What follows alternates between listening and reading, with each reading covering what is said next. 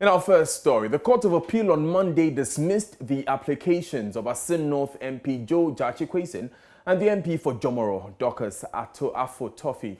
The two embattled MPs have been fighting their dual citizenship cases after they won their parliamentary elections in the 2020 polls.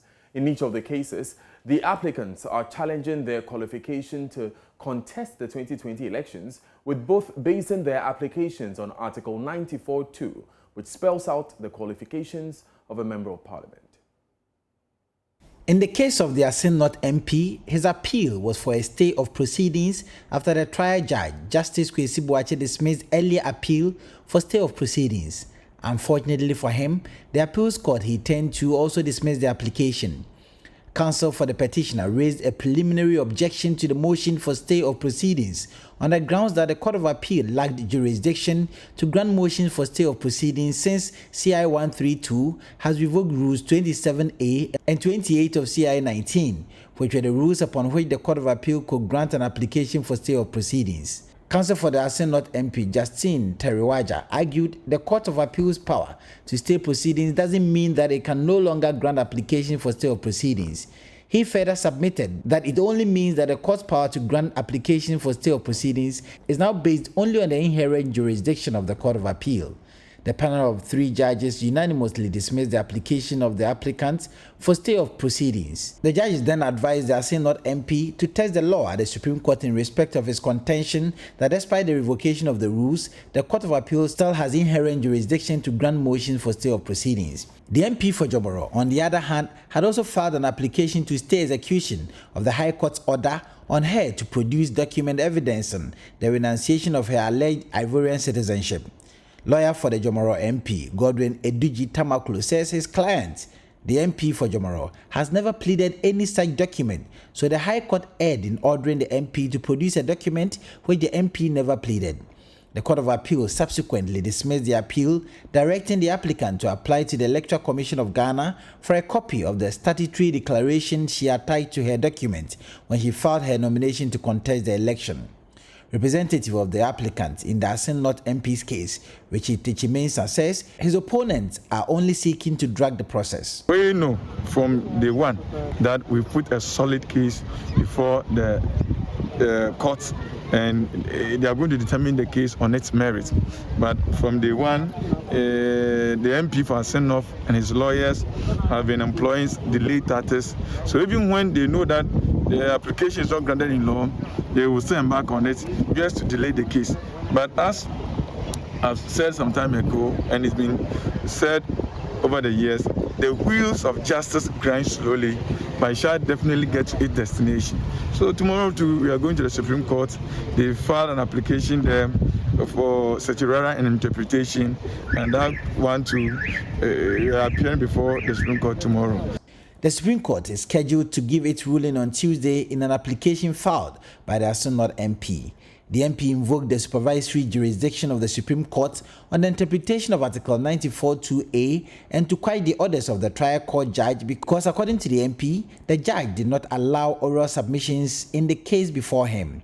Meanwhile, the High Court in Cape Coast has slated Wednesday, 28 July, for the judgment in the Assin North MP's case. For Joy News, Richard Kwejenyako, Cape Coast.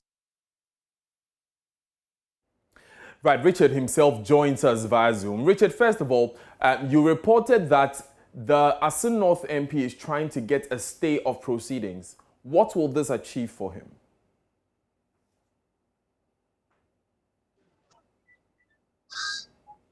Right, Hello. Richard, can you hear me? Yes, I can hear you now. Great. I'm asking, for the stay of proceedings, what does that mean? What does a stay of proceedings achieve for the Assin North MP? Well, so during the pendency of the substantive matter, the lawyers for the Assin North MP wanted the judge to hold proceedings so that they could go up either to the appeals court or to the Supreme Court for the matters to be determined before they come back for the substantive matter to be heard. And so that is what the stay of proceedings meant. But it was dismissed by the High Court judge in Cape Coast, and then this has been dismissed. And another appeal has been dismissed by the Court of Appeal yesterday at the Cape Coast Appeals Court.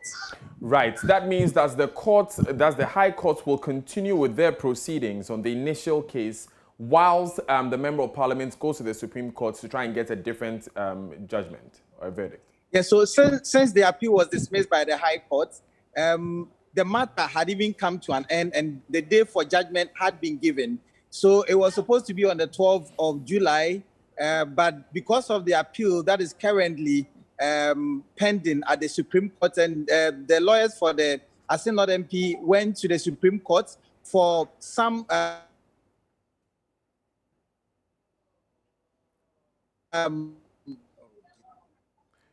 Richard, hello? go ahead. Richard, go ahead.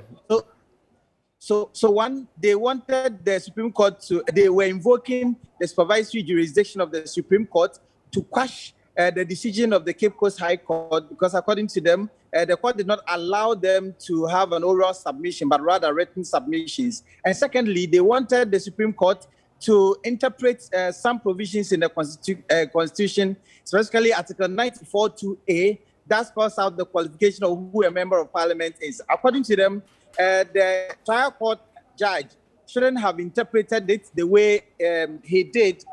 They feel that powers, or these powers, specifically for the Supreme Court, and so it is only the Supreme Court that has the mandate to interpret the laws. But when the matter came up, the judge said that that issue was not an ambiguous issue. It was very clear, and so there was no need for them to refer it to the Supreme Court. And so that is why they are currently at the Supreme Court. So that decision is yet to be made. I'm told that today the Supreme Court, right about now, should be making such a decision. And tomorrow, being Wednesday, the actual judgment or the judgment of the substantive matter would come or would be heard at the Cape Coast High Court. But Right, we seem to have lost Richard there, unfortunately, but the summary of what he was telling us is that tomorrow the Cape Coast High Court should decide in the substantive case where they're looking at the eligibility of Joe Jachikwason to occupy that seat of Assin North MP.